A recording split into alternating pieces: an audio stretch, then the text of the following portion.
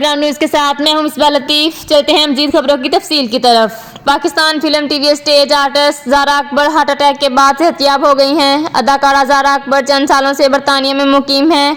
इन्हें अचानक दिल का आर्जा लाहक हुआ। लंदन एलिंग अस्पताल में ट्रीटमेंट के बाद इन्हें डिस्चार्ज कर दिया गया है। ज़ारा अकबर ने अपने तमाम मदाहों और दोस्तों का शुक्रिया अदा किया कि वो सेहतियाब हो गई हैं।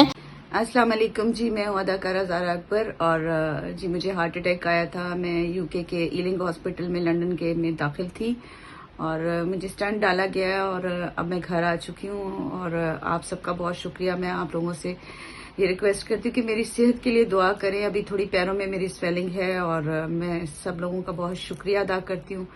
1 दिसंबर को मेरी बर्थडे थी। जिन जिन लोगों ने मुझे विश किया, मेरे लिए दुआ की, उनका बहुत बहुत शुक्रिया।